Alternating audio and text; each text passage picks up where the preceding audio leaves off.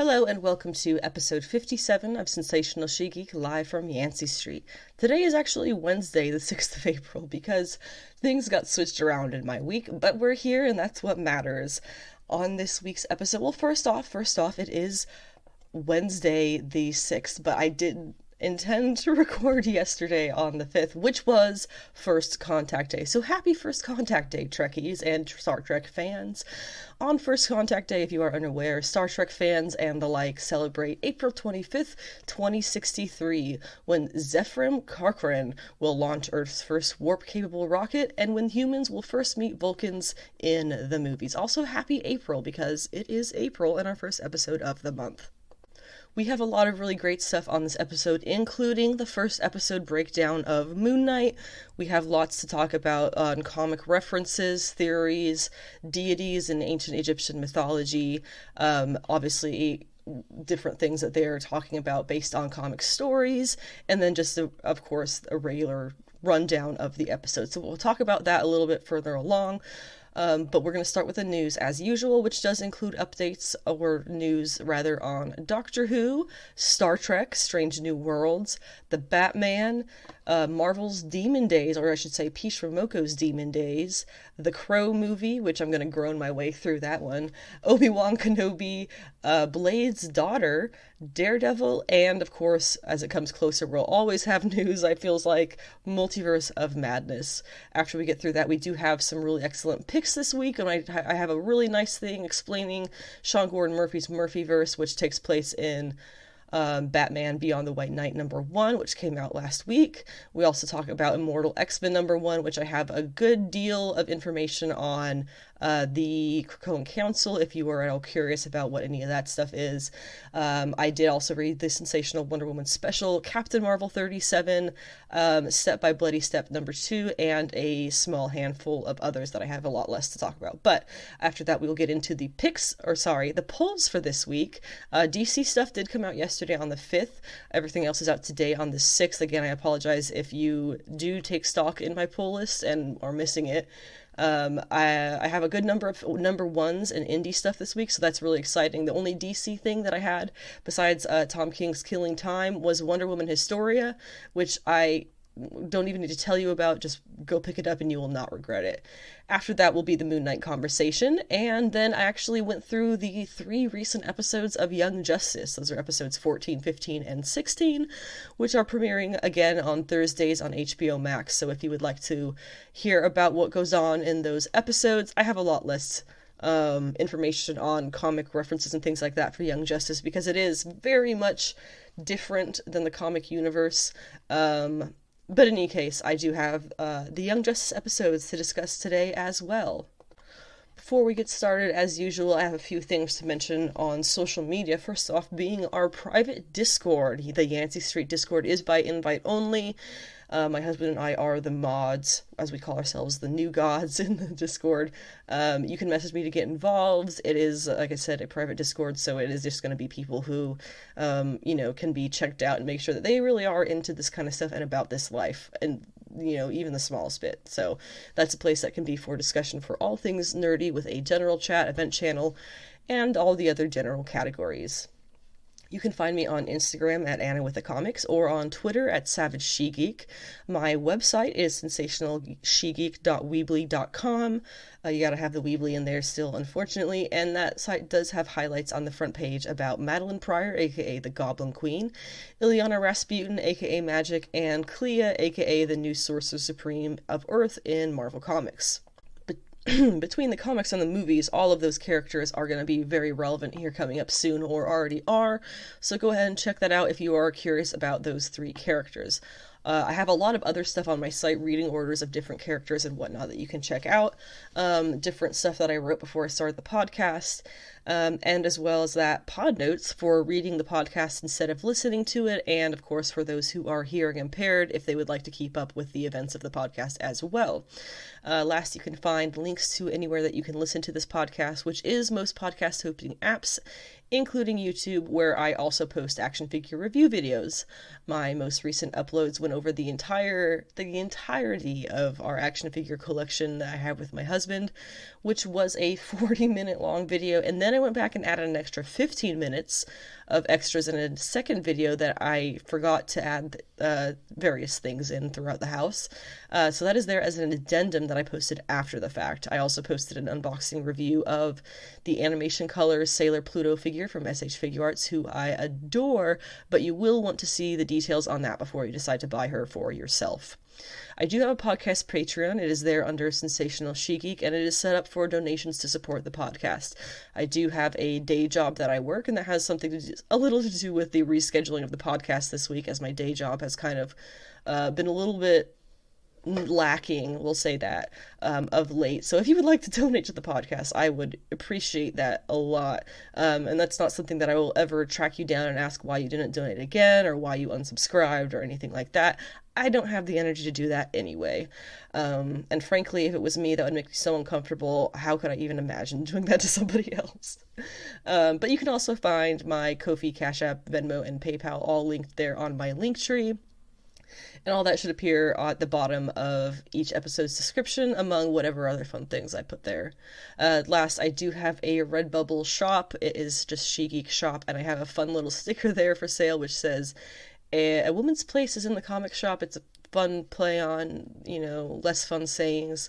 And it is on Redbubble, so you can get that as a shirt, a mug, a print, a laptop case, probably, whatever else you really want. And there's a few other fun designs like that. Like, I know somebody bought my Hulk's Built Tough Ford play thing. As a play on Ford Built Tough. Is it Ford? Yeah, I think it's Ford, right? Yeah. Anyway, that's all on Redbubble under She-Geek Shop. Before we really get into the news here, I kind of wanted to give a personal update on my personal watch list, because I've been watching some stuff online that's not necessarily things you would put into this podcast, but it's fun stuff, so I kind of want to mention it. First off, I had mentioned this show before. I really enjoy it for a couple of reasons, but it's coming out with season 3. It is Motherland Fort Salem. I have watched it on Hulu in the past, but it is coming out with season 3 at some point. That is just a good news moment. Also, good news, if you are a fan of Bob's Burgers, which I understand a lot of people aren't because of the animation style, which I enjoy because I feel like I look like them in real life. That movie, Bob's Burgers, they're having a movie that's going to come out officially May 27th. Two other shows that I watched this week that had me rolling on the floor dying of laughter first one was The Outlaws, which is on Amazon Prime, that has Christopher Walken and a bunch of other names, faces that you might recognize. The tall string bean English comedian guy with the glasses, whose name I can never remember, is in it as well, and he is exactly that in the show. Tall string bean guy. Makes a lot of jokes about it too, which is always nice. Really funny show. And actually, it's about a group of people in England who have to do 150 hours of community service. Sounds a bit, at that point, like Misfits, but it's not like Misfits, because it ends up being this whole other plot. There's no supernatural aspect to it either. Which, Misfits, also good show. Not appropriate for children. The last show that I watched this week, again, my work schedule has kind of been small, unfortunately, but Chad. The show Chad on HBO Max is where I watched it. I believe it was from TBS originally, but is now, the first season is up on HBO Max. 10 out of 10. Complete, just pure comedy. Nasim Pedrad is the main character, and if you're aware of her, she is a absolutely stunning actress and comedian. She's been on, I think she actually kind of got more or less her start on SNL. I could be wrong with that. But what makes this show so funny? This adult woman is playing a 14-year-old boy. Specifically a Persian boy. I imagine that's somewhat the same of her own heritage, but she is playing this 14-year-old Persian boy going into his freshman year of high school. I have not laughed that hard in such a long time. I'm not sure what it was about that combination of things, but it just got me rolling on the floor dying of laughter. And I recommend that to everyone. Getting into the news proper, we're going to start off with news about Doctor Who. I think I've mentioned the Jodie Whittaker Doctor Who, that I did actually enjoy that, and all of the bad things, literally every single one of the bad things that I specifically heard repeated by multiple people, not a single one of them ended up to be true, so I wasn't really sure what that's about. Anyway, like the Jodie Whittaker Doctor Who, and of late, the BBC has announced, British Broadcasting Corporation has announced that The Legend of the Sea Devils, their spring special, is going to be airing on BBC One and BBC iPlayer on Sunday, the 17th of April, aka Easter Sunday. That is a week from this coming Sunday, which is pretty exciting. It is also the second to last episode with Jodie Whittaker.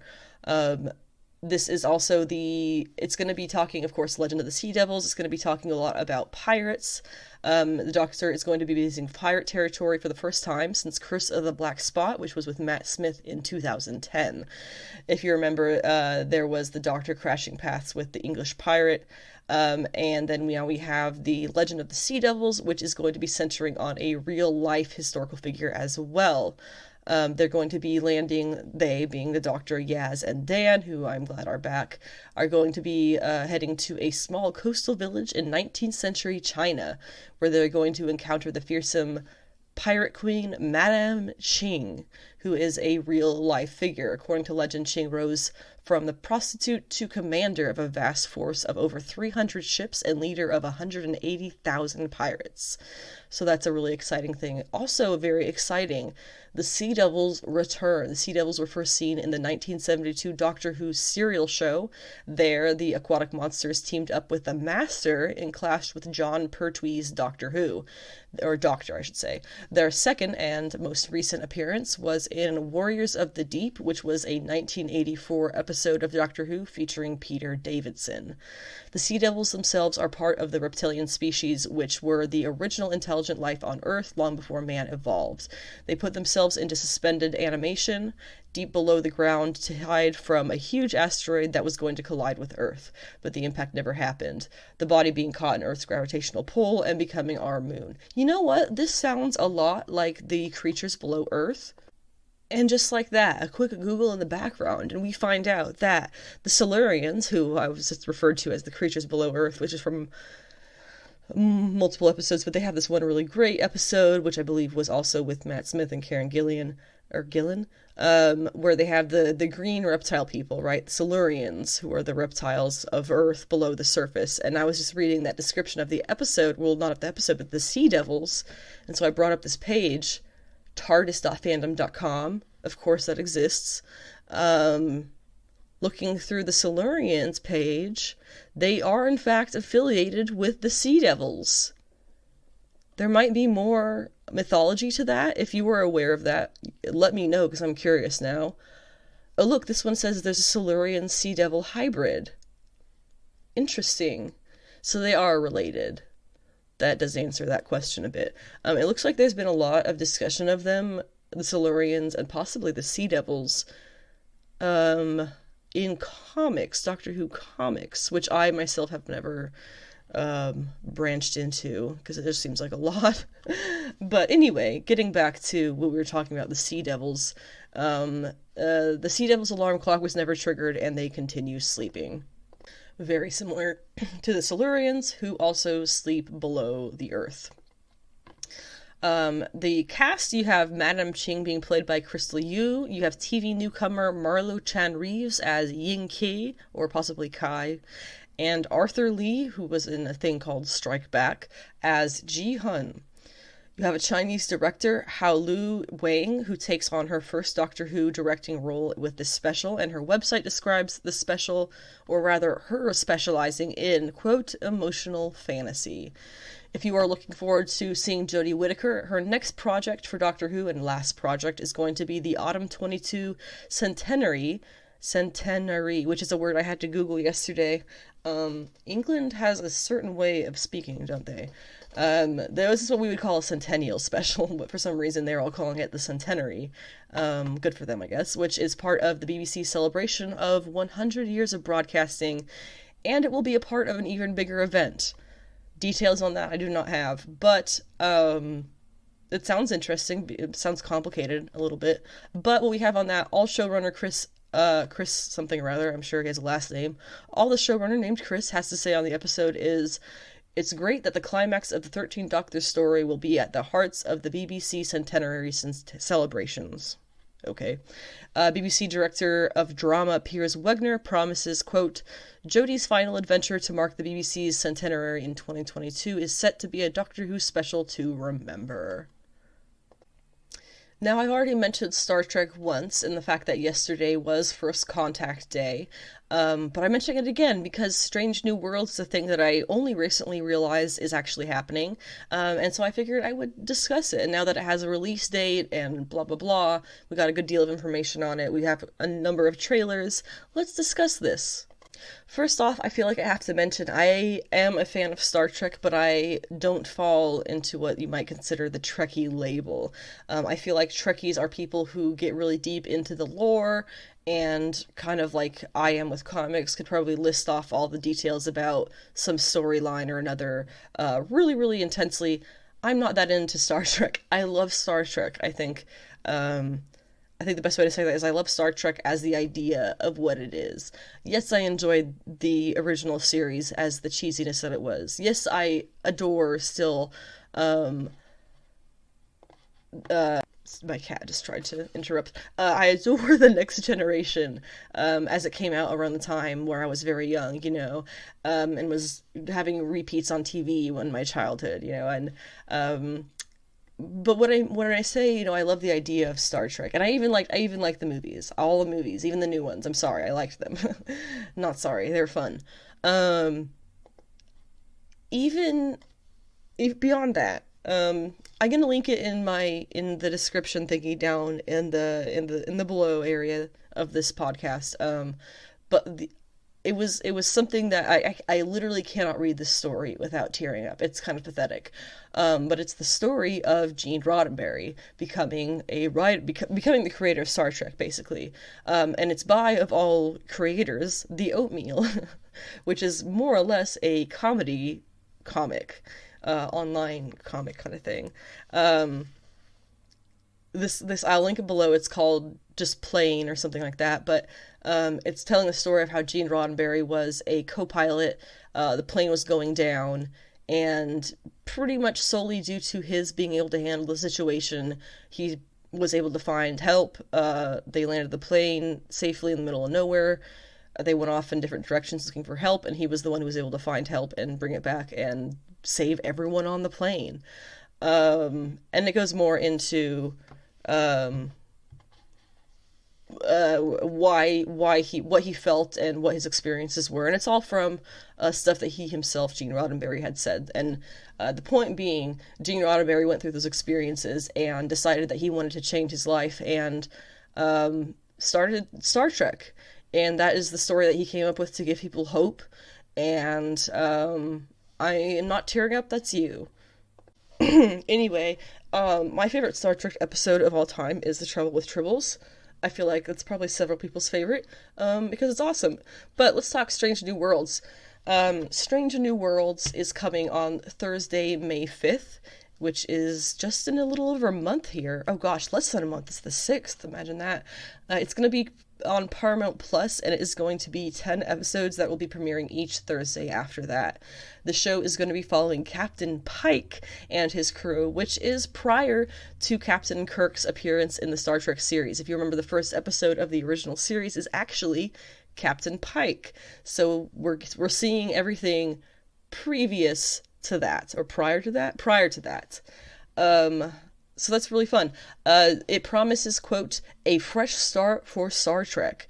And it also says, quote, Strange New Worlds seem to be the most fan service-oriented Star Trek project in a very long time. Now, let's talk about fan service for just a moment here. I believe I have mentioned this before, but fan service is something that obviously can be brought into things like this a lot or a little, being fan service being, oh, the fans want to see this thing from the original series, which was like, they want to see a Tribble.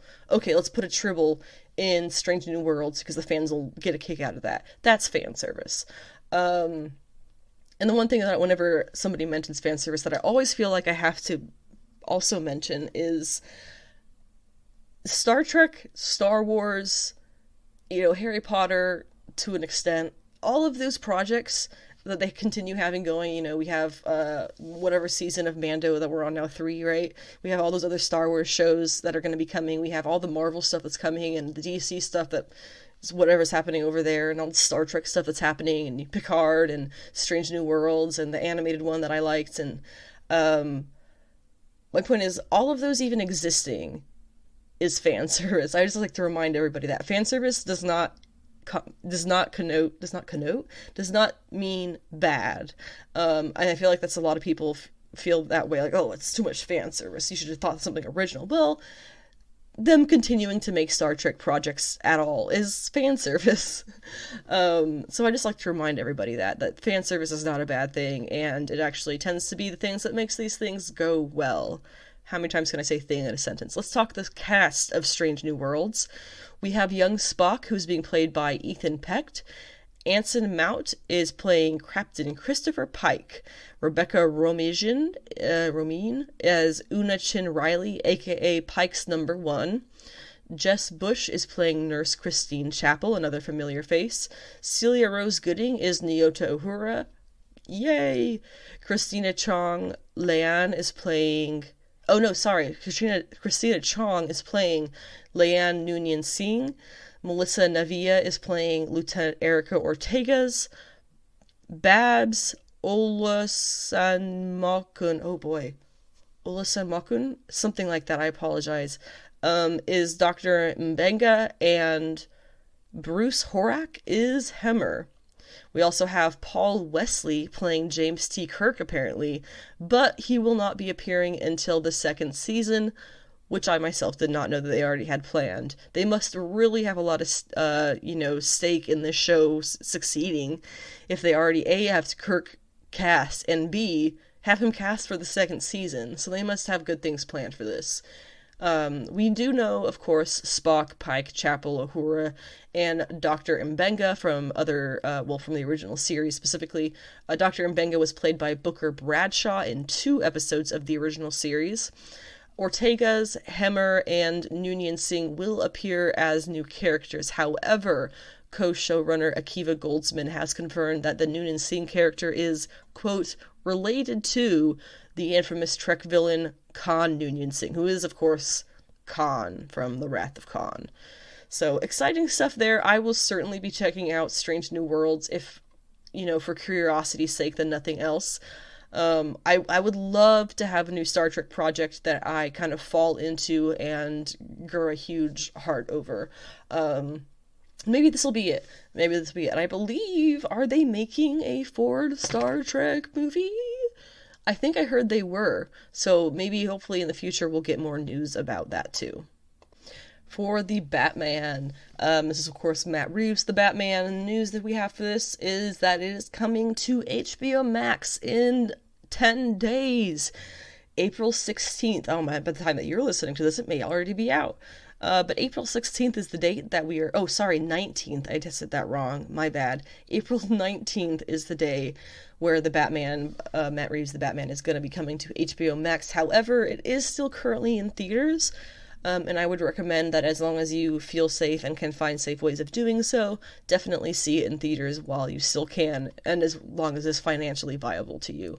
Otherwise, it is going to be on HBO Max April 16th, and I'm sure they have all kinds of free trials to let you see that without having to pay for it. Shit, I said 16th again. It's coming the 19th, April 19th. My bad. Next up in the news, we're talking Peach Momoko's Demon Days. We had the last issue of Demon Days, the 5 issues as they had been announced previously, and that was Demon Days of X-Men, Mariko, Cursed Web, Rising Storm, and coming out last week, Blood Feud. So that's very, it was a very good series. It is Peach Momoko, who is, of course, a traditional Japanese artist. She was doing a retelling of the Marvel Universe in a Japanese folklore-inspired style. Some really, really cool elements, some great creativity, some fantastic designs. It was really nice to see that Peach Momoko had this beautiful brainchild, and they actually let her go through with it and put it on paper and do it the way that she wanted to, as far as we can tell.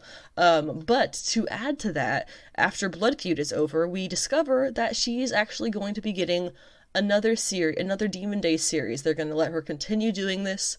And I think that is only a good thing. It's only great stuff for Peach Momoko. She is fantastic. There is a good reason that she is as popular and as easy to find of an artist as she is. And I will be I didn't mention it in the episode preview, but I will be talking about Demon Days a little bit, the Blood Feud issue, when we get to comic book picks. But those are the issues of this first series that she did. The next series that she's going to be doing, she's going to be tackling Civil War. We, of course, know Civil War as the big battle of the superheroes, where the community gets basically split in half over the superhero registration stuff, and Tony Stark is pro-registration, and Steve Rogers is against registration, and it ends up being this big split, where half the superheroes are trying to arrest the other half, and that half is trying to just make them see the light of day. You know, classic stuff. But Civil War is going to be coming from Peach Momoko in a 4-issue limited series featuring Moko's redesigned and reimagined versions of Captain America, Black Panther, and more very well-known Marvel heroes. It is described in the announcement as, quote, a winged individual in a falcon mask, a mysterious panther person, and a red, snake-like monster with a deadly appetite. And if you go and you check out the cover to the first issue, which is going to be the Iron Samurai #1.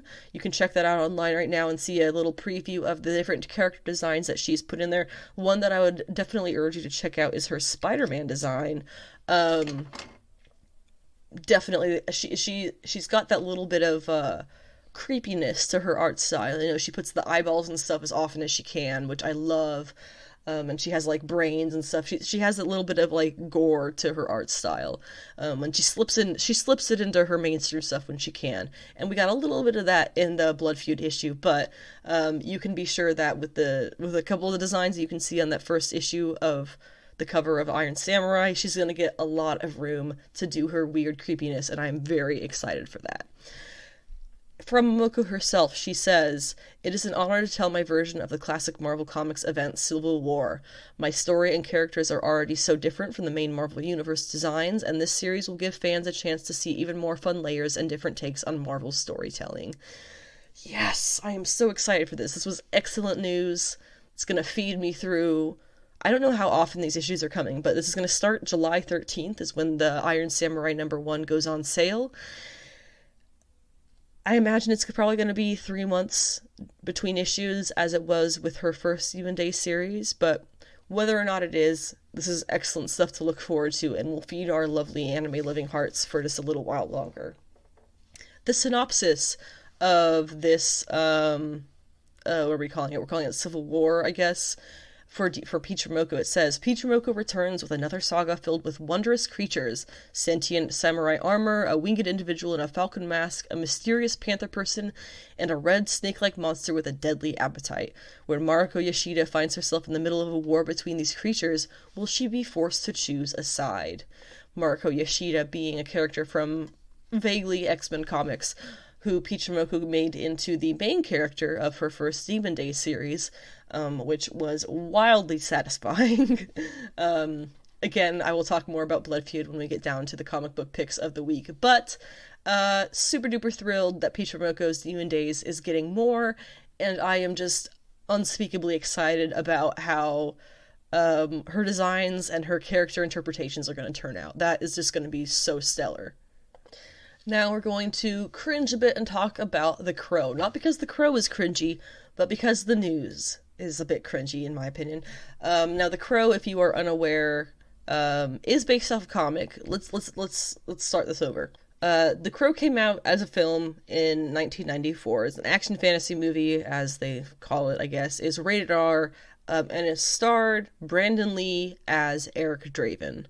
And had a couple other characters from the comics, but it is based off a comic, in case you were not aware. The Crow is based off of a comic by James O'Barr, which was released in February of 1984 as a 4-issue miniseries. In 1994, they released the Crow movie. However, it was not without its own tragedies. Brandon Lee, who is the only son of the legendary Bruce Lee, was unfortunately killed on set by a faulty prop gun. I imagine towards the end of their filming. And that is the tragedy of The Crow. They did make 4 The Crow movies, the first one being the only one worth watching, the other 3 being takes on different versions of The Crow. It was not Eric Draven's stories. They were stories of different people who were killed wrongfully and come back and take their revenge on those who wronged them in life. That's what the whole story of The Crow is. And so the 3 movies they made after Brandon Lee's death were not anything to do with that original J.O. Barr comic, or that original The Crow character who was himself Eric Draven. And they do suck a lot. They're not very good movies, but I wildly respect them for not trying to redo the Eric Draven thing. However, they've been trying to redo the Eric Draven thing of late. We had rumors about Jason Momoa and Oscar Isaac for a while, and now they have landed. They have cast Eric Draven as Bill Skarsgård. To further add to the news, FKA Twigs, who is apparently a British pop star, has also been cast in the movie, playing the girlfriend Sarah, who does traditionally die in the comic and the original movie, but sources say that this reimagining will have the part reconceived into a co-lead. Articles that I read said they're not sure if that's going to mean that she's going to be a Crow character as well. Completely not what the comic was about, completely not what the original movie was about. What I'm hearing here is they are making this into a weird, romantic heartthrob movie, which 1000% is not what The Crow is supposed to be about. It feels very wrong to be doing this remake of the original at all, but specifically casting somebody like Bill Skarsgård and now FKA Twigs, it feels like a massive cash grab. That's all this is. It's just a cash grab. Like I said, there are other Crow movies, but none of them follow the Eric Draven story specifically. Redoing Draven's story specifically not only feels severely unneeded, but they've cast a blonde-haired, blue-eyed Swedish guy as Eric Draven. Brandon Lee was Bruce Lee's son. He was part Asian. With those rumors of Jason Momoa being in talks and then Oscar Isaac more recently, I would have definitely preferred those because they at least have some kind of ethnic brownness to them vaguely, which feels a lot more along the line of Brandon Lee's legacy. Again, he died making this movie, but here they are casting a big Hollywood heartthrob name like Skarsgård, and it just feels like a cash grab, and that is disrespectful to both Brandon Lee and that movie's legacy. The news on Obi Wan Kenobi is, again, quite brief. We have just that the premiere episode has been pushed back from Wednesday the 25th of May to Friday the 27th. The first 2 episodes, however, will be available on that same first day due to that delay, so that's really great. And it is going to be premiering regularly on Wednesdays after that. So just for the first episode, it's been pushed back 2 days, but you also now get 2 first episodes instead of just the one. So that's, good and bad news. I feel like 2 days really isn't a big enough delay to feel significant in my opinion, but it's 2 days. So theories are that they might have done that to make room for the Ms. Marvel show. They might have done that to allow for some extra CGI touch-ups after people saw the trailer. Who knows? Doesn't really matter in my opinion, but just be aware Obi Wan Kenobi was pushed back to the 27th of May. The news on Blade and his daughter is that Blade's daughter, Brielle, aka Bloodline, is finally being brought into the comics, or rather a daughter is being brought into the comics. She is showing up in a photo that Blade previously gave to Saffron. Saffron is a character who first appears in Tomb of Dracula number 12, and is the most likely mother of a character like Bloodline. Bloodline will make her comic book debut in Marvel Comics in the upcoming Free Comic Book Day Avengers X-Men number 1.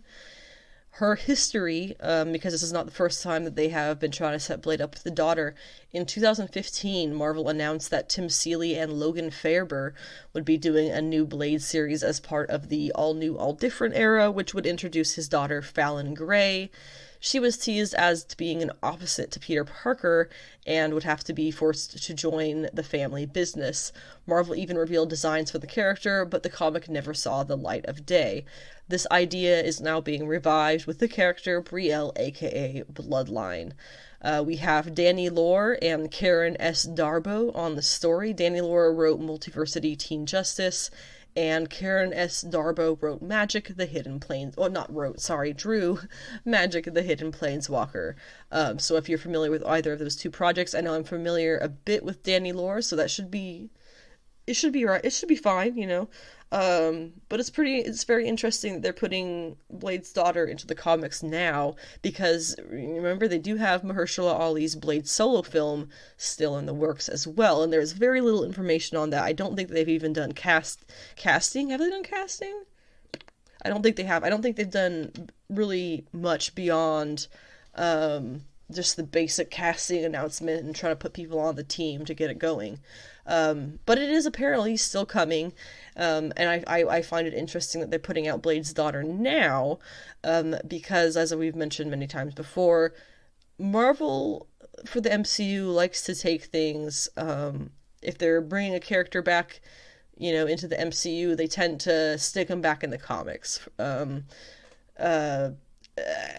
With this, and vice versa, you know, if somebody comes back in the comics, it tends to be because they're about to show up in a movie. So the timing of this does feel a little bit like this might be an idea they're testing out to try in the Blade movie. And we did see Blade, well, didn't see Blade, we did hear Blade at the end of the Eternals movie talking to what will be Dane Whitman's Black Knight, as he you know, comes to the family sword and the whole thing. It's going to be great. So we know Blade is coming. We don't know what kind of Blade they're setting up.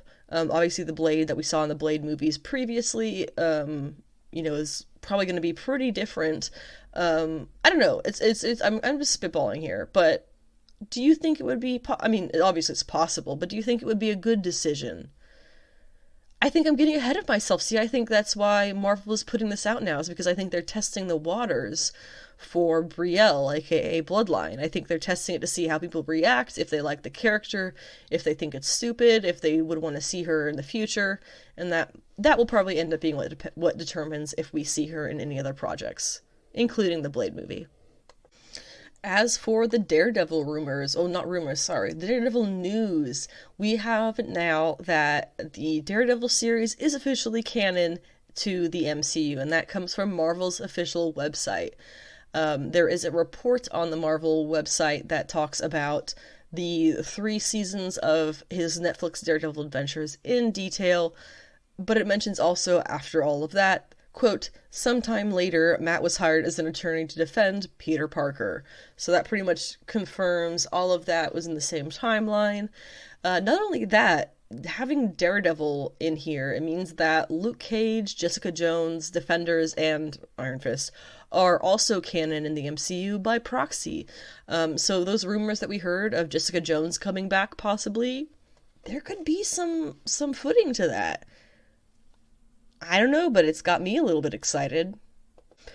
And finally, we're going to talk a tiny bit about Multiverse of Madness, because they did come out with a new teaser this week, whatever, to announce that tickets will be, tickets are on sale today, Wednesday, because I'm late in this. The runtime is going to be 2 hours and 6 minutes, which isn't particularly long. And the new teaser, if you want to check that out online, I think they've put out a number of teasers since this one that I saw. They do have a bit of footage of Wanda doing Scarlet Witch stuff, Wanda doing Wanda stuff. Obviously the internet completely loved that. Her teaming up with Wong, more Doctor Strange, more versions of Doctor Strange, you know, just some cool stuff. So if you want to check that out, again, I'm not particularly hyped for this movie. I'm more excited for what like fun comic book Easter eggs I might see in it, and how it's going to change the future of the MCU, what kind of effect it will have on a larger scale. Now we're going to go ahead and get into the weekly comic book picks. We do have Demon Days, Batman Beyond the Night White #1, Immortal X-Men #1, and then slightly larger section on Captain Marvel, and then a few shorter bits on Sensational Wonder Woman, Step by Bloody Step #2, Silk #3, Draculina #2, Homesick Pilots 13, and Spider-Woman 21, which I was from a few weeks ago. I'm just super behind still. And then a very, very brief comment on Cities of Magic #1. So starting up there with Peach Momoko's Demon Days. This was Demon Days Blood Feud. Now, the Demon Days series, as we already mentioned on this episode, talking about her future of the series, is following Mariko as she discovers her heritage in this Marvel Comics universe that Peach Momoko is designing to be a lot like traditional Japanese storytelling. So it's some really cool, really cool designs, really creative twists, and character changes that she does. And this is the final issue of the first series. As I said, we are going to be getting Civil War as a 4-issue series starting in June, which is super exciting. But this one was 5 issues, and this was the final issue of it. So the first thing that I obviously have to mention is how incredibly she outdid herself with the art in this issue.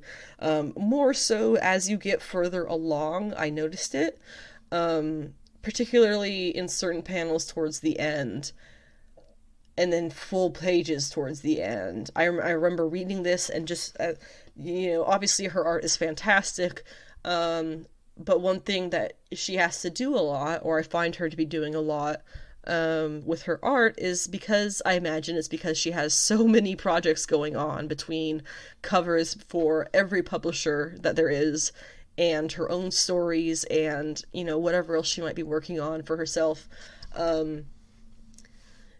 She ends up kind of forced into a position of using space filling techniques to complete a page because it's faster. Swaths of gray ink pooled on the page that looks just like a nice semi-colored background, stuff like that.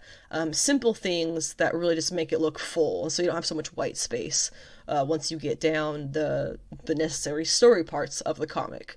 And that's something that's not a critique. Again, that is something that I recognize as her being insanely busy, and while her art style is probably, she would like to be a lot more intricate, that is how quickly she has to get it done to have it out on time, because it is a lot of work. You can kind of see similar things with Phil Noto's art. A good example would be looking at his art from X of Swords. I believe it was a Marauders issue, I could be wrong, but then he also did art more recently on the Devil's Reign X-Men 3-issue tie-in series, which was focused on Kingpin, Emma Frost, and Elektra, which was a really fun one. If you compare his Devil's Reign work, which is current, to his work from a few years ago, which was X of Swords, you can tell his art style is still fantastic. It's still his art style, blah, blah, blah. But you can tell that there were certain creative changes made for the sake of time. I for a long time would identify Phil Noto's art by the, kind of glowy edges everything has. Not recently, though, because I believe that's something that he does when he has time. And he hasn't had time. And I blame that on publishers, 100%, because publishers not allowing their artists the time to do what they do best is what we could see with these kinds of things that are maybe not quite as filled in as they could be, not quite as detailed as they could be, etc. So, with this issue of Demon Days, now that I've gone on about that for a while, with this issue of Demon Days, I did not see any of that. And I was just insanely impressed from the start, but as you go along, you get Mariko, she's up against her sister in this finale, and so her sister has her Hulk, who they call Halbo, and he's this little kid who, I think he's like a toddler, who turns into the Hulk. Is nuts. I love it. And she ends up beating him by figuring out how to counteract his Hulk powers or something, and then she basically almost dies. Mariko loses, basically. But her sister makes sure that she doesn't actually die, because she realizes, yes, we are sisters. It was not her fault that, what happened with our life and our mother happened. And And as you get further along in the issue, you know, it ends with Mariko going back to life, basically, in this world, which turns out to be a completely modern world. And as you get into the last few pages, I felt like I was reading a manga, by which I mean details were not spared. Is that the right way to say that? She did not spare a single detail. Everything, like, as you get further along in the issue, up to the last, like, 4 or 5 pages, that at that point, I was just staring at the art. She completely outdid herself as the best Momoko art I have ever seen in those last few pages of Demon Days. Completely stunning. I don't know if they just gave her a little extra time or if she was able to focus more on this or what. Whatever the change was that allowed her to put this out in this way. Oh god, let's let her do that every time, guys, because that shit was bonkers good. So good. Anyway, Demon Days will continue with Mariko with the Civil War parts. Last week also had Sean Gordon Murphy releasing his newest iteration in his Murphyverse, which is what the official title for his DC universe that is non-canon is called. And this series is Batman Beyond the White Knight #1. It's going to be of 8. Now, a brief history of the Murphyverse. It started off with Batman White Knight in 2017, which ran for 8 issues. It was a story about how Batman is more than usual morally questionable. Joker has dissociative identity disorder, basically, and his other personality, Jack, ends up running for mayor of Gotham with the legitimate goal of saving the city. And then, of course, Joker's identity, along with Batman's mistrust of Jack, are the villains. It's a really great story. And then you get, in 2019, you get Batman Curse of the White Knight, which is another 8-issue series, where the Joker identity finds a way to overcome Jack's control and leads Batman and Bruce Wayne on a journey to discover the Wayne family's greatest secret and greatest shame. I'm not going to go through explaining what all that was. It's a long story. Read it yourself. Basically, the Waynes are not the Waynes. Yeah. So then we get, after that, Batman White Knight Presents Harley Quinn, which happened in 2020 as a 6-issue series through 2021. It takes place, I believe, 3 years after its predecessor, where you have Harley Quinn as the main character, of course. And she here, with the help of Poison Ivy and her girlfriend Neo Joker, who is the Joker stan wannabe who was introduced in the previous series and no longer cares about the Joker because the Joker's dead. So you get Harley Quinn getting help from Poison Ivy, Neo Joker, as well as Duke Thomas, and an imprisoned Bruce Wayne who has gone to jail for being Batman. She helps the GCPD track down a local serial killer with a certain specific flair. And now it takes place 10 years after, I believe, Curse of the White Knight, or possibly the Harley Quinns. I think it takes place 10 years after the Harley Quinn series, and it is more or less the Sean Gordon Murphy retelling of Batman Beyond.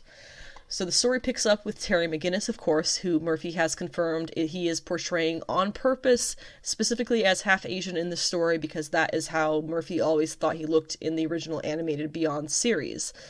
McGinnis in this is scavenging the Wayne Manor ruins in what was once outer Gotham, now half buried under the city. He's being directed by Derek Powers, our apparent villain for the series.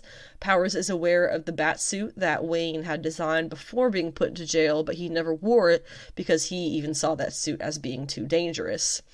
He instructs McGinnis to wear the suit and fight his way out through the pursuing GCPD officers, which he does to their great physical harm. The suit flies and he takes off. That's pretty much all we see of Terry in this first issue. Harley Quinn, meanwhile, is at home getting her kids ready for dinner. She has twins, right? So Bryce is a good son, but Jackie, the daughter, takes after her father, his Joker half specifically. To make matters worse, she just discovered the documents connecting Harley Quinn to their father's murder, her own husband, who was taken over by the Joker half of his personality at the time.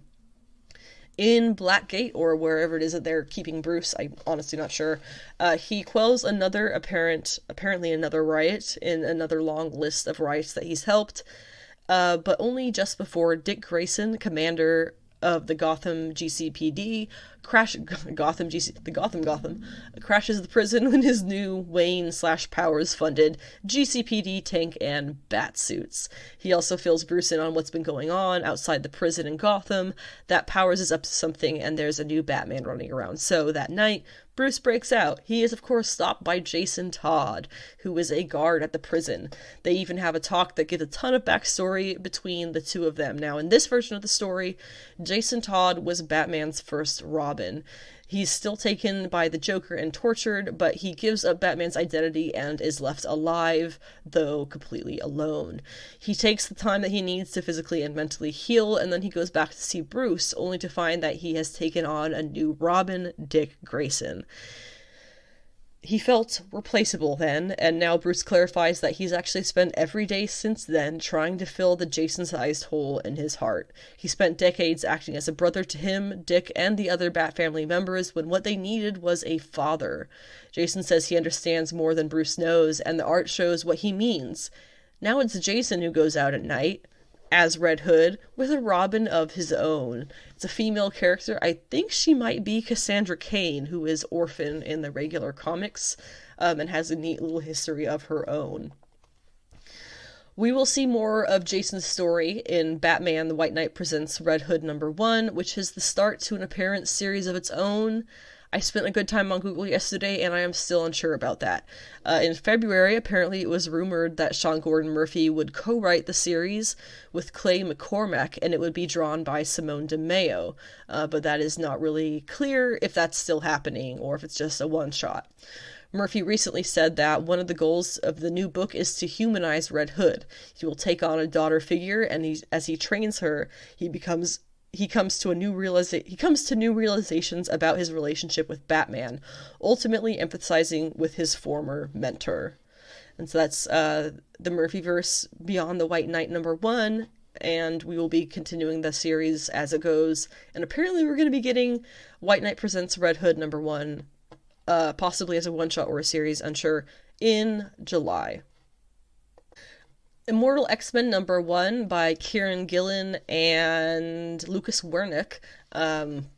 Honestly, I only picked this up for that team. If it was anybody but those two on this comic, I probably wouldn't have bothered. A couple of fun notes to start us off. We have Destiny in one scene dressed as Lady Dimitrescu, which is probably pronounced wrong. I don't play that game. Which is pretty funny because I know Lucas Wernick has a thing for her. And so that was quite hilarious to see her slip her in there in that outfit. We also have Exodus in an interesting panel confirming that Jesus was a mutant.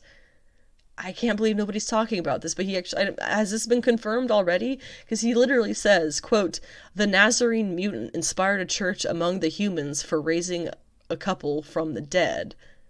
He's talking about Jesus. Jesus was a mutant. I just think that's, like, such a fun thing to put in the Marvel Universe. Am I wrong? I don't know. Whatever. Okay. So let's go ahead and talk about the actual comic now. This is by far my favorite ongoing X-book, and is probably one of the only ones that I'm going to keep on, and there is a good explanation for why that is. Writer Kieran Gillen was the last piece of Jonathan Hickman's X-Men that Hickman brought into the project of his whole redesign he was doing. With Immortal X-Men, Kieran Gillen is following the outline of what Hickman already had planned for the X-Men and for Krakoa. So as far as the current X-books go, this one, Immortal X-Men, is actually the closest to what Hickman would be continuing forward with them if he had been allowed to. So that's why it's honestly so good. So this is told entirely from the perspective of Mr. Sinister. We have Magneto leaves the council in the beginning, so they start taking interviews of replacement candidates. Those who interview include Angel, Beast, Abigail Brand, Gorgon, Penance, Vulcan, and Selene. Selene almost gets the seat because she knows magic in a similar way that Apocalypse did, and his replacement, which was Destiny, was not an equal replacement for his magical abilities. But Exodus approaches Hope with the news of an open council seat, and after speaking with the Five, she decides that the seat is hers. Basically, the entire idea of Krakoa rests on the Five. So what they get, or what they want, they get. Oh, I'm just messing it all up today. What they want, they get. They already put their foot down about not bringing back clones, saying that all clones are their own persons permanently, officially. So they went ahead and did that, right? Same thing about precogs. They said, no, screw you, we're going to bring Destiny back. So they did. And I really like the stuff about Hope that they put in this. The Hope putting her foot down and basically saying, you owe me, so this is my seat now. So I hope, pun not intended, that Sinister isn't gonna, hurt her in any way. He clearly has some kind of plan involving her going on. I really, really dig how Exodus treats her and literally calls her Messiah. It's a great callback to her birth as the first mutant post-decimation, all of that madness. And now with her being part of the Five and the group that literally brings any mutant back from the dead, she is more like a messiah than ever. And I dig her being treated like that, and I dig her on a power trip, if that's what you want to call this. It was awesome. Also, the art was completely fantastic. It looks like they actually gave Wernick enough time to do his thing, and by to do his thing, I mean make stunningly beautiful art. If you compare this to his art in Trial of Magneto, you can tell Trial of Magneto was kind of rushed. This time, just like with Peach Momoko's final issue of Demon Days, they gave him enough time to get it right. I mean, his art's fantastic either way, but you can tell it was not rushed. It was not cutting corners. This was Wernick putting in all of his effort and all the time that he needed. So that was great. He draws every character absolutely superbly. Every costume is flattering. Say what you want about unrealistic expectations. Wernick has an aesthetic of beauty in comics that you just cannot beat. Especially when it comes to writing a traditionally horny group like the X-Men. It just fits so well. One thing that I wanted to note also was I was really confused about who Selene was at first, because they didn't mention her name until the next page.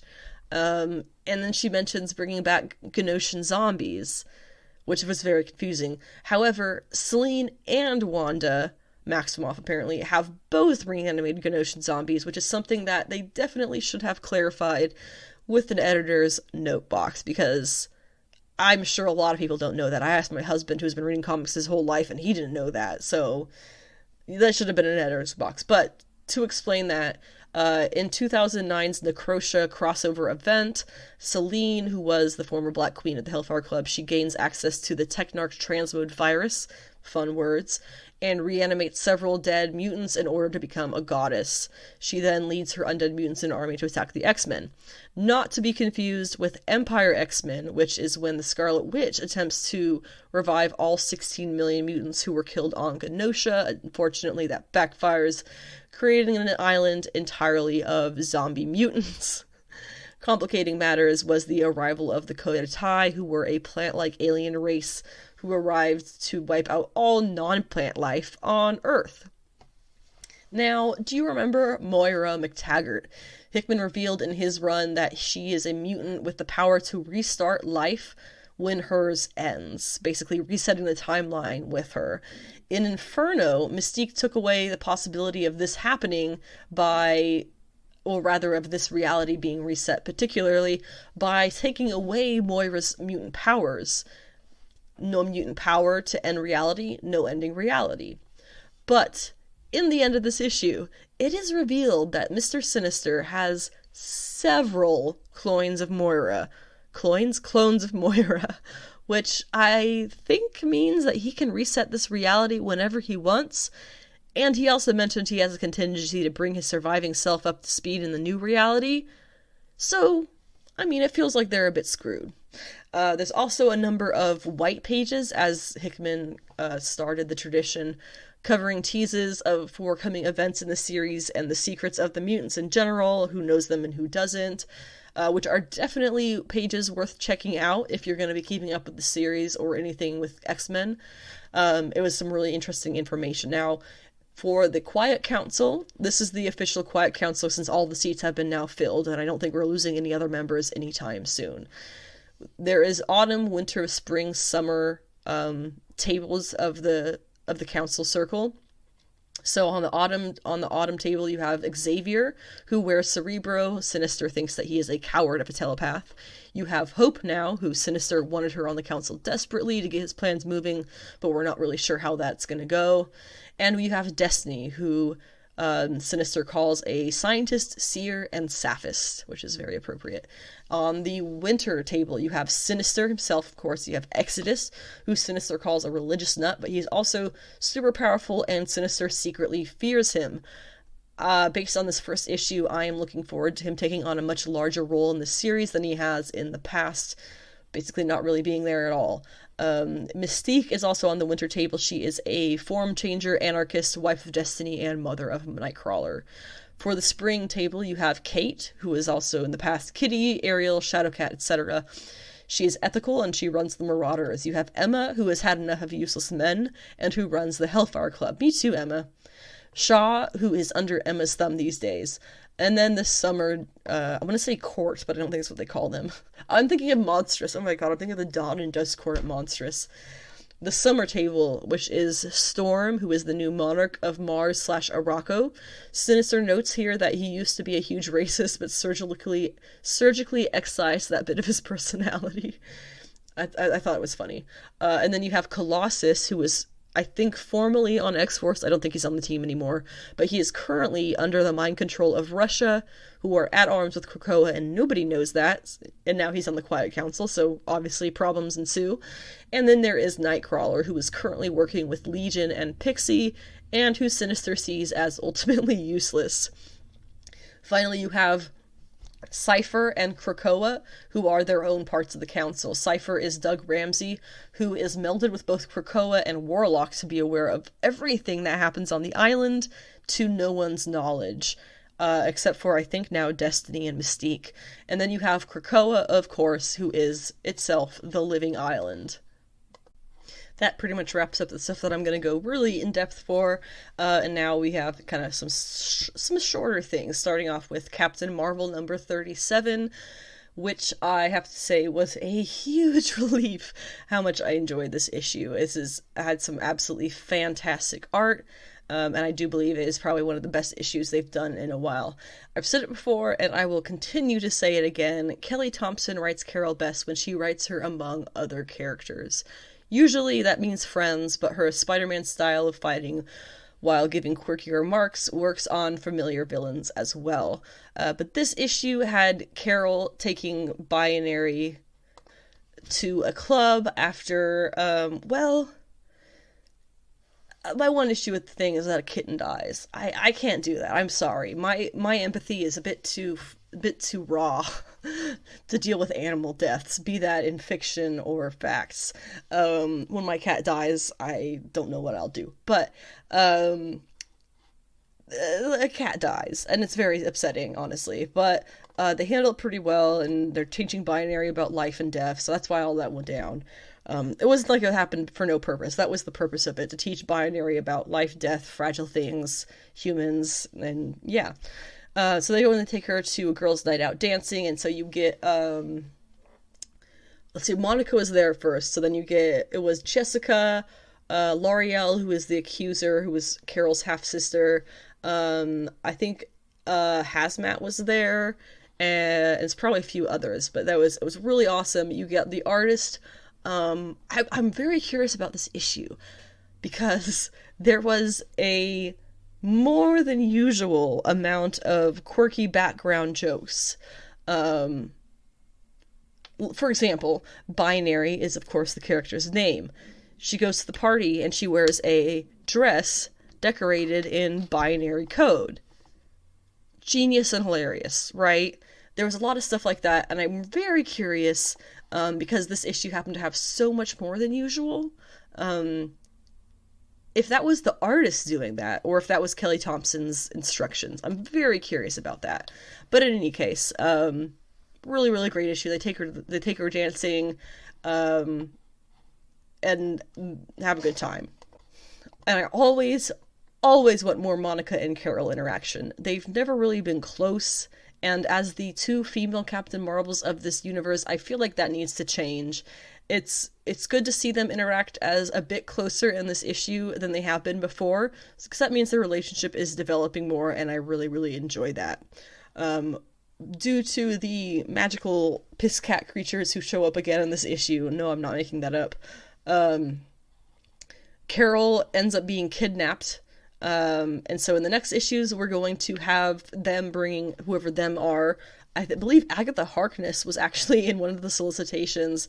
They're bringing her to a council of magical people to bring her to justice for whatever it is that they consider her crimes to be. And meanwhile, Binary, I guess, is going to be taking over in her place on Earth. So, actually, it sounds like a really fun arc of Captain Marvel. I still think that Kelly Thompson is about to be replaced because the annual that's coming out, well, today, sorry, is written by another woman, and I think that they're testing the waters for how the audience likes her as a Captain Marvel writer. But we shall see.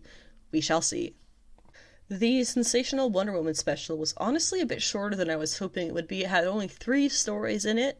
The first was a story by Paula Sevenbergen and Paul Pelletier, Superhero Day at Eastside Boys and Girls Center, where Kid Will dresses as Wonder Woman. A villain known as Blue Snowman attacks, and the kid ends up having to save his bully, and Diana shows up to fight Blue Snowman, giving the kid her crown in the end. So cute.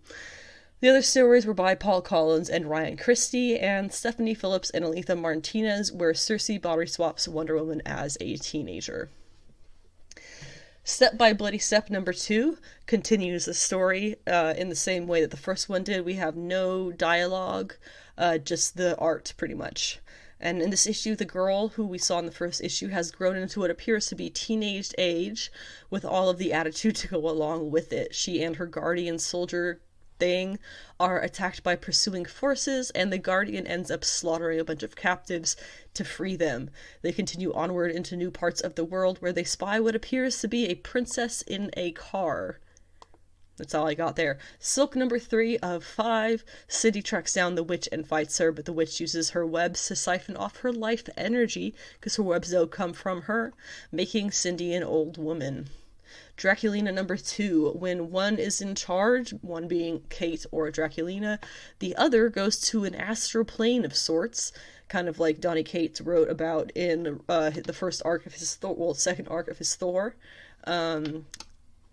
This astral plane takes place in the group home where they were abused growing up in.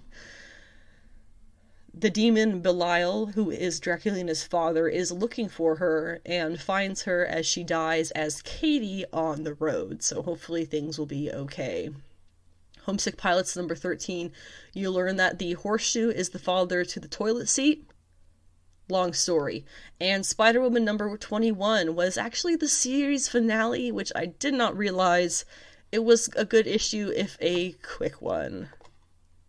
Going into comic book polls this week, I'd like to go through this the way that I have of late, and we do have a lot of number 1s, so we'll start by going through the number 1s and the one-shots and the annuals, which will have the description, the solicitation of the issue, and then we'll get into the other issues, which have less solicitation, because I end up repeating myself a lot.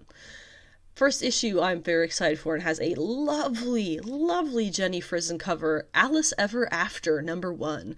This is by Dan Panosian, who is a fantastic writer, and Giorgio Spalletta. Actually, Dan Panosian is a fantastic artist as well.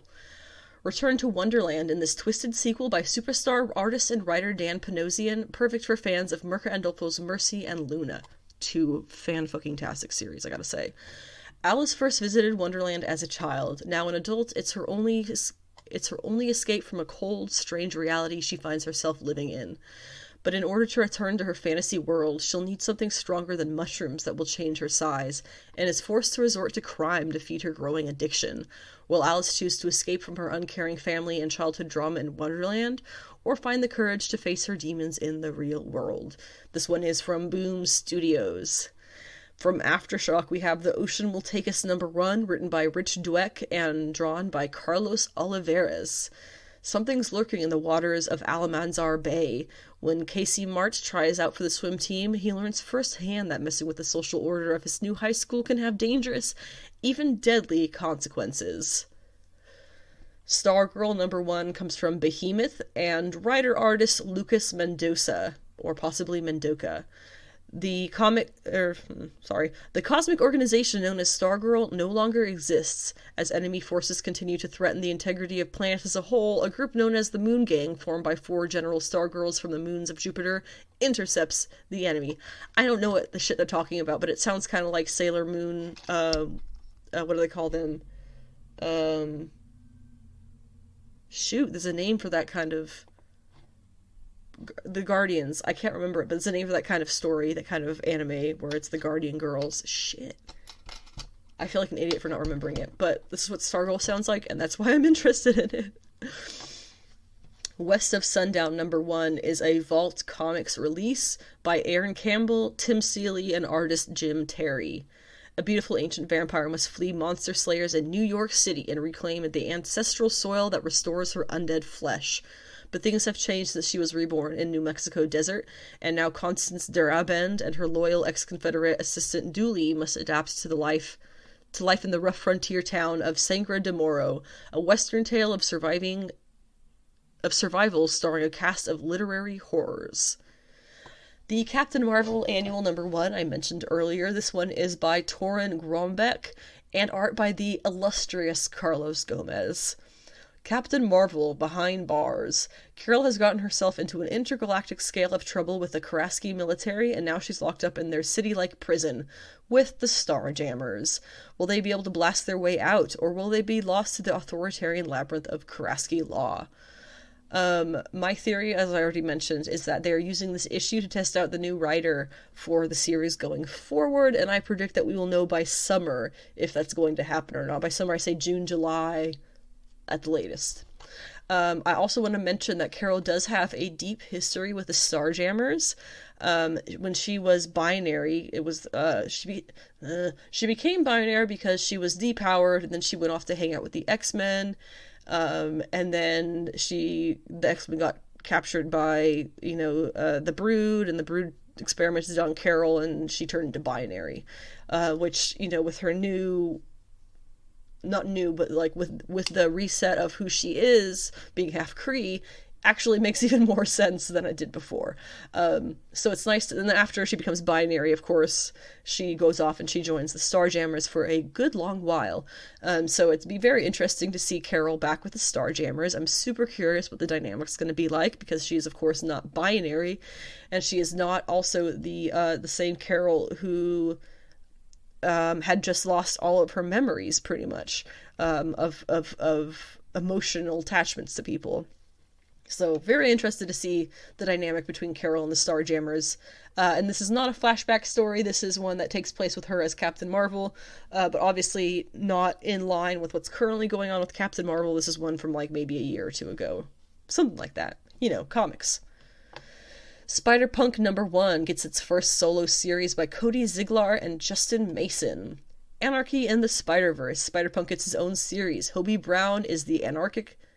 Is that a word?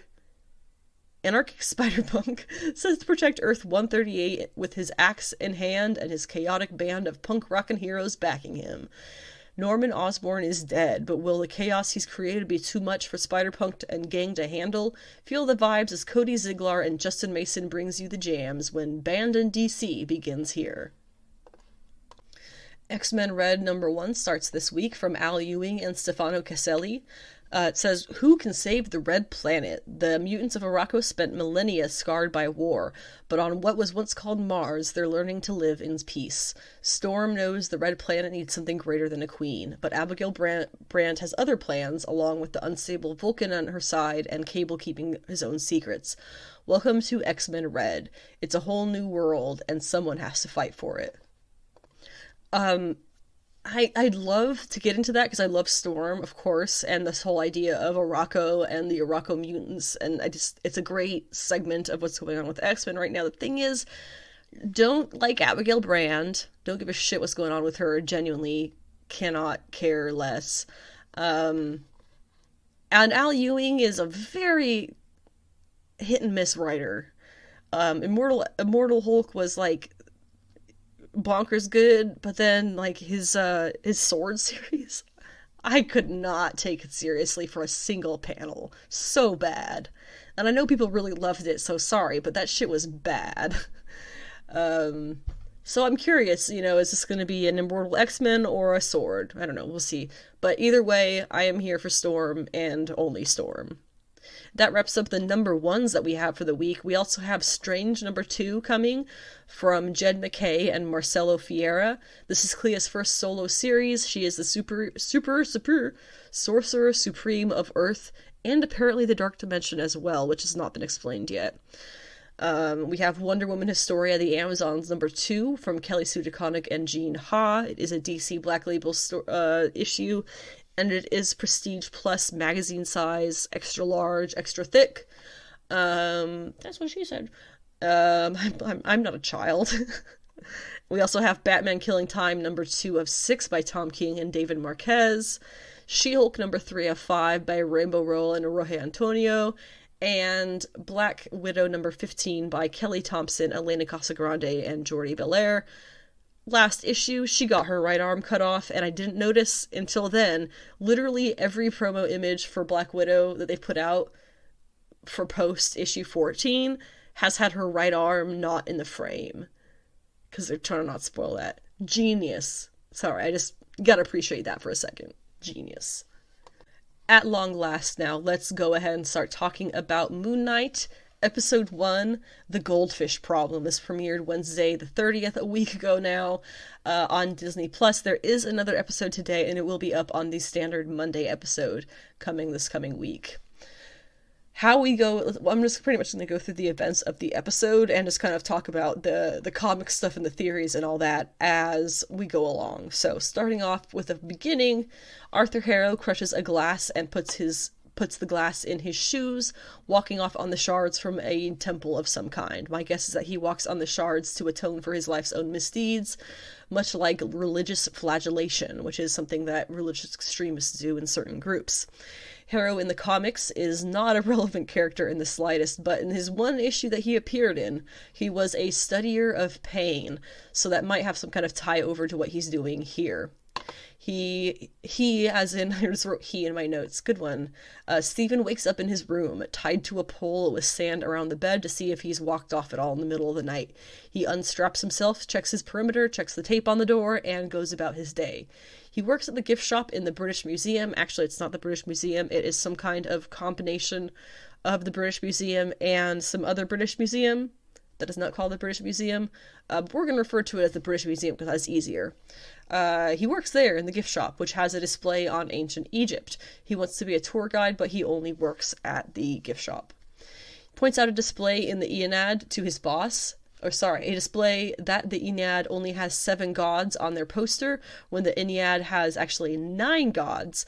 On the poster, you can see that there is Tefnut, Shu, Osiris, I wrote that wrong. Osiris, Horus, Geb, Hathor, and you can't really tell what the 7th is. There are many Egyptian Aeneids. This, however, is just one. It is the Aeneid of Heliopolis. The Heliopolis Aeneid is Atum, Shu, Tefnut, Geb, Nut, Osiris, Seth, Isis, and Nephthys. So it could be missing the 7 gods that they have there on their poster, could be missing some combination of Atum, Nut, and or Nephthys. Atum also fathered Shu and Tefnut, who then beget Geb and Nut, who then birthed Osiris, Seth, Isis, and Nephthys. So they're all related, as most of these deities are from various groups. The actual tour guide at the museum comes over to confirm Stephen's date with her at 7 o'clock the next day, which he doesn't remember asking her out for. But luckily, she just kind of laughs it off. It is worth noting here that his boss's name is Donna, which is likely a reference to Donna Kraft, who is Mark Spector's head publicist at Spectre Corps in the comics in the 90s. He ends up talking to one of those gold-painted statue guys who pose with tourists outside on his break, telling him about the weird stuff about him night walking and all that and being chained to his bed. He talks to him as if this guy is responding, even though he never actually does. He even takes a picture of him with a couple and reminds them to tip him before they walk off. And when Steven is done, he tips him as well and goes off. Though notably, this is seen through the reflection over water as a leaf drops in and creates ripples, which is a big metaphor, hugely symbolic for the inner mind, layers, and other mental health and reality warping concepts. Lots of symbolism in this episode, okay? Also, the statue guy is a reference to Crawley, a comic book homeless man that Mark uses for a long time as an informant. At home, he resets all his systems of checking if he gets out of bed or not. He tries to keep himself awake, listening to a voice recording that is meant to help people do just that. Notably, when the recording gets to the point talking about stories, the ones you'd like to be a part of, Stephen pulls out a book on the Ennead. Again, heavy on the symbolism. The audio starts to overlap as he reads and plays with a Rubik's Cube before he awakens in a field with no memory of arriving there. His jaw is completely displaced, and he's clearly been in some kind of fight. At first, the field looks empty, and from the angle that he's at, he's surrounded by glass like he fell through a window. An angry voice in his head tells him to go back to sleep, calling him a worm. It says he's not supposed to be there. It tells him to surrender the body to Mark.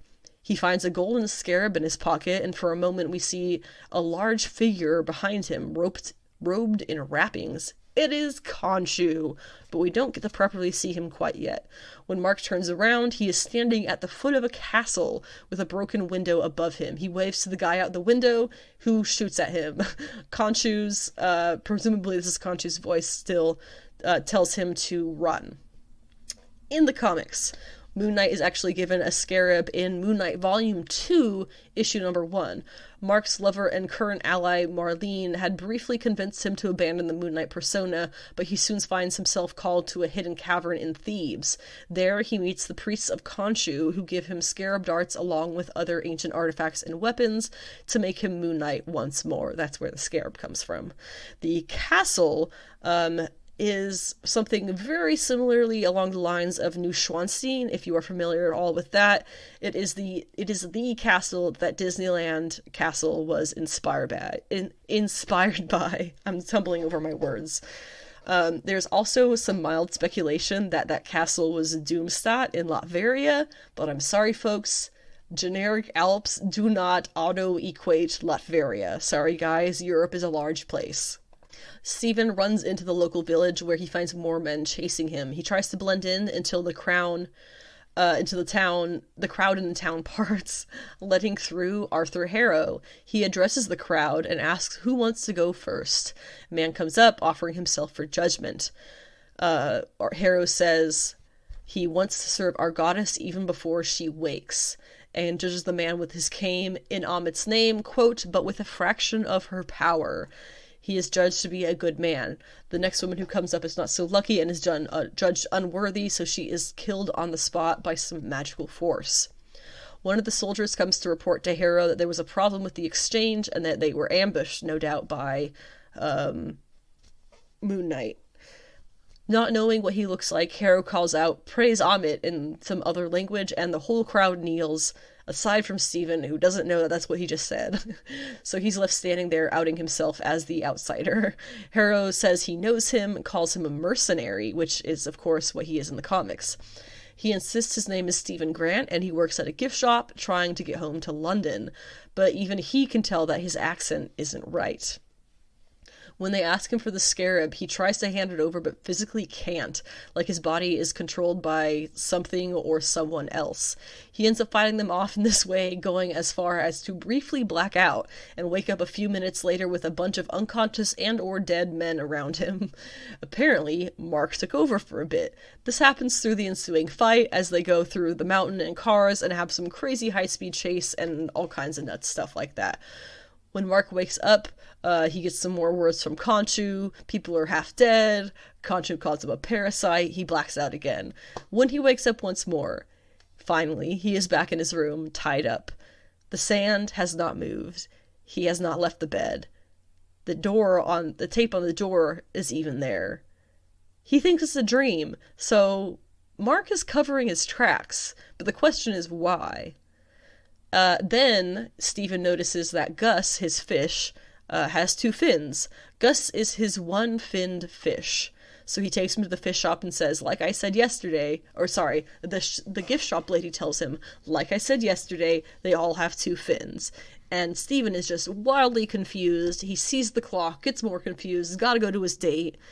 One thing that I didn't notice the first time watching this was when he's getting ready for his date, he looks into a single mirror to see how he looks, and then he turns away, and when he turns back, it is now 3 mirrors. Dun dun dun! When he goes to the date, of course, she doesn't show. He calls her to see what happened, and she tells him that the date was 2 days ago. It is not Friday, today is Sunday. He orders a steak in the worst manner possible. It had me dying of laughter. In the comic, Harrow's only appearance issue had Mark stood up on a date by Marlene, his main love interest and eventual, it's just main love interest. We'll go with that. Some people were wondering if the tour guide whose date he missed is going to end up being this Marlene figure. I highly doubt it. I don't think she's important. At home, Stephen discovers a hiding place that he was unaware of in his ceiling. It has a key and a cell phone in it.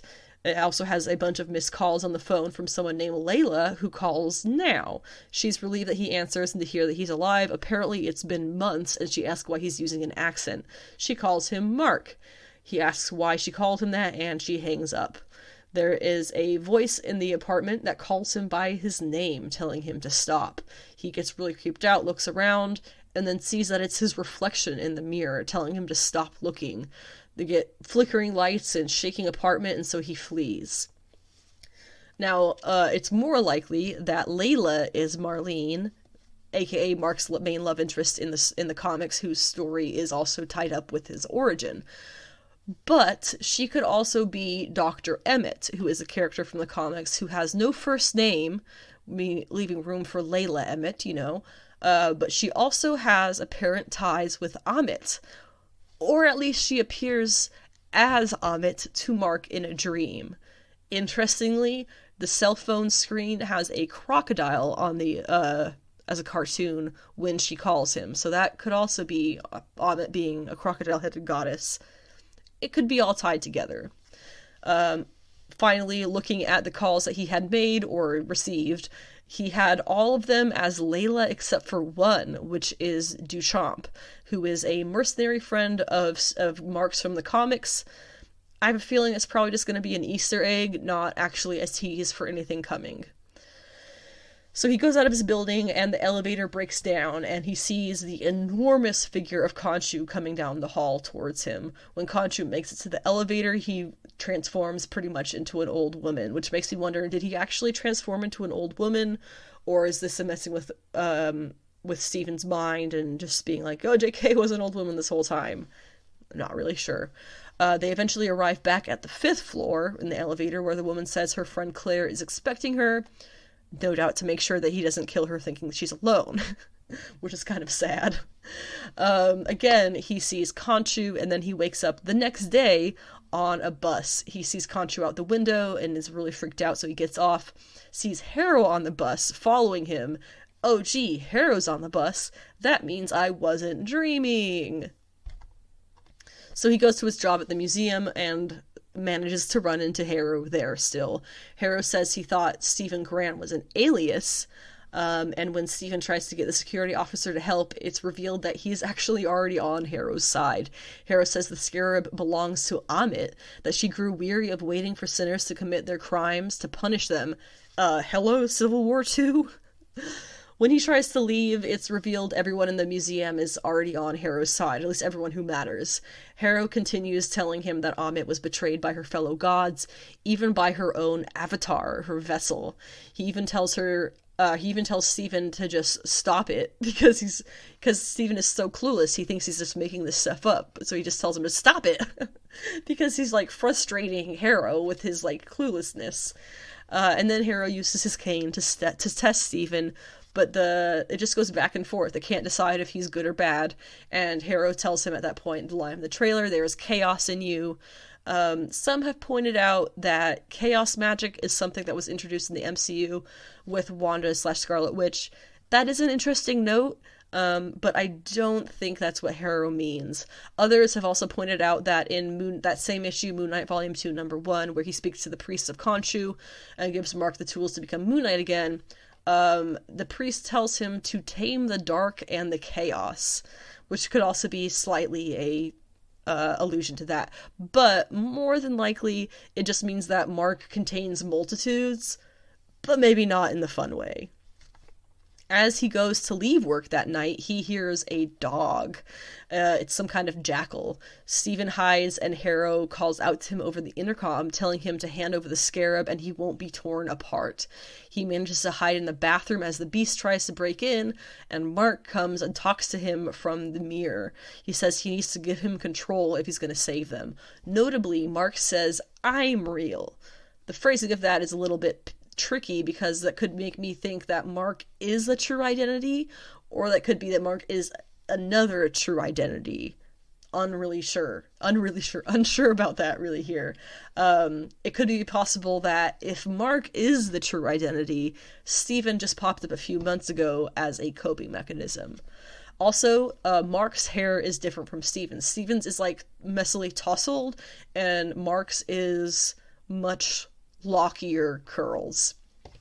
There are hieroglyphs that flash on the walls as Stephen lets Mark take over. His body becomes covered in the white wrappings of Moon Knight, covering him in the costume. The jackal breaks in, and Moon Knight completely destroys him with his fists. A few questions about the episode that I have. That was pretty much the end of it. Is his mom real? He calls his mom and leaves messages a few times over the course of the episode, but he only leaves messages, doesn't actually speak to her. Also, he apparently receives a postcard from her, but then we see later in the episode the postcard is sold from the gift shop he works at. Is Mark writing him postcards pretending to be his mom? Because that's super depressing. What I am also curious about is how many levels we are seeing here. What's real and what isn't. How much of this takes place in Stephen's head? How many levels of personalities are there taking up in his blackouts? For example, when he is there telling the little girl about the Egyptian afterlife in the museum, how only the worthiest could pass through the field of reeds, she asks him if it sucked when he was rejected from the field of reeds. That is not some quirky kid moment. That is some kind of dream reality breaking moment. Also, nobody gets his name right through the entire episode, and when he runs through that field that he wakes up in with the castle, it is covered in red poppies. We even see, perspective-wise, from the red poppies' point of view. I don't know if you're aware. Have you ever seen Alice in Wonderland, The Wizard of Oz? But red poppies traditionally symbolize sleep. There were a lot of fucking red poppies in that scene. I just can't get over so many red poppies. I feel like that has to be more symbolism. There is another theory. What if the three versions of the character that we're seeing are not different personalities, but are instead different multiversal versions of the hero converging on Earth in one body? It's a pretty good theory, based on where the greater MCU is and what the patterns of translations from comic to MCU have been. I can definitely see that happening. The only drawback would be it would probably make people a little bit upset that he doesn't have the mental health issues to shine that light on, because I have heard from probably a dozen people, no joke by now, that they are really looking forward to seeing how the MCU handles his DID and multiple personalities and everything like that. So I think making them multiversal, converging on one body would take away that, and I think that those people who want that representation of mental health would not like that. I totally understand why they would be upset with that as well. It's understandable. And so we have deity appearances in this episode. Of course, the other groups of Egyptian gods are called the Aenad. We have Taweret, who appears in the episode as a stuffed gift shop Pluffy. plushie. She is the hippo goddess, as Stephen calls her. You have, of course, Ammit, or Amit, who is the crocodile-headed goddess who usually works under Ma'at, the god of truth and justice. She is apparently the entity behind whatever Harrow is doing, testing people's souls. Ammit has the head of a crocodile, the front body of a lion, the bottom half of a hippopotamus, and her anthropomorphic depiction is meant to signify that humans cannot hope to run from her judgment. If you're wondering about the hippopotamus side of that, hippopotamuses are dangerous as hell. They can kill you super easily, so that checks out with Egypt at the time. Khonshu, of course, we do see on several occasions, and we hear him speak even more, but no other Egyptian gods so far. From the credits, they do credit Doug Munch and Don Perlman for creating Moon Knight. They have Alex Ross, Doug Braithwaite, and Jim Kruger as the Universe X Mummy Knight Moon Knight costume. They have Chris Warner and Alan Zelenetz as co-creators of Arthur Harrow. Bill Sienkiewicz, of course, as longtime Moon Knight creator and creator in the Marvel Universe and of Khonshu in the Marvel Universe. Jeff Lemire and Greg Smallwood, who were the creative team behind the influential 2016 Moon Knight series. Greg Hurwitz and Jerome Opeña, who were the creative team behind Vengeance of the Moon Knight in 2009. And finally, Declan Shelvey, co-creator of the Mr. Knight series, and the design that Khonshu uses in the show now. One thing I think is very interesting is they did not credit writer Warren Ellis with that suit's design. Part of me thinks because he probably had very little, if anything, to do with that suit's design as the writer, and the other part of me is laughing my ass off at his dumb face, which I don't even know what it looks like, but his dumb face, because he got himself into massive trouble and will probably never have a job in the comics community again for having a history of mistreating women, specifically women who are also in the industry, so fuck him. All that credit goes directly to Declan Shelvey. Of course, there is a new episode of Moon Knight today, the 6th. It's a Wednesday. I've already seen some spoilers that I did not mean to see about that, but life goes on. So enjoy that, and we'll talk about that on the next episode 58 coming Monday. The last thing I'm going to talk about today is the new episodes of Young Justice that premiered last Thursday on HBO Max. This was episodes 14, 15, and 16, titled Nautical Twilight, Ebb Tide, and Emergency Dive, respectively. Starting off with episode 14, we have Nightwing and Aqualad, who are going around telling everybody about Superboy's death and going through the appropriate steps of what to do after his death. They talk about the deaths of Tula and Wally, vaguely recapping on the two characters. Aquaman, as he is now, I call him Aqualad, I was wrong about that, led the Justice League recently through Connor's death. Dick suggests Calder take a break before he breaks, but Calder has his own work to do and, of course, declines. Meanwhile, Ocean Master has some kind of his own plan going on, and at the important Atlantis meeting thing, Mera is introduced as basically the head of magic underwater, which is cool. I forgot in this reality, Mera is married to Orin, who is the brother of Orm. Arthur is not really a thing, as far as I remember. I could be wrong with that. I just don't quite recall. But that's Mera is married to Orin, who is the brother of Orm. It's a little bit different than it is in the comics. That night, so we have Wind, who is Calder's boyfriend. He takes one of the visiting diplomats out on a night on the town, running into a fourth diplomat, and then the shark one who seems to hate all of them. Halo, the being living in Gabriel's body, more or less, goes to Gabriel's mother, and says that since Islam had answers for Gabrielle, maybe it will for her as well. The mother agrees to help. She explains that a bit about the hijab, how Muslim women have different reasons to wear them or not wear them. She explains her reasons for wearing one, comparing it to the superhero symbols that the capes wear. She also says when she wears the hijab, she hopes people will look past traditional beauty standards and instead see the woman that she is inside. She says many Muslim girls start wearing it for tradition or to copy family before they decide if or why it matters to them to continue wearing it. When she burns her hand, Halo heals it. Later, they talk about Granny Goodness, who called herself a god, so they discuss who God is. In the end, she talks about deciding a gender. She she and her doesn't really fit. She thinks maybe they or them would be better, a non-binary gender, because they are a combination of Mother Box and Gabrielle. Then Connor dreams of Megan, then wakes. What? He calls out for her mentally and sees that their link is severed. He's blue. He sees a ghostly form of the Legion of Superheroes member who was in the same kind of area that he was when the bomb went off. And he tries to touch her, but his hand passes through. They have no heat signatures, but he can feel his heartbeat, so he doesn't think that they're dead. He goes through some thinking and learns that if he believes the girl is solid, then he can touch her. So he picks her up and looks around, and he's seeing that they're in some kind of crazy oil slick colored universe, which looks a lot like the Dark Dimension, honestly. He decides to refer to her as Ghosty. She's still unconscious. And he says, I know I suck at naming things, which is super accurate. And in infrared, Connor can see a heat trail coming from something in the distance, so he follows it. Episode 15, Ebb Tide. The other Legion members approach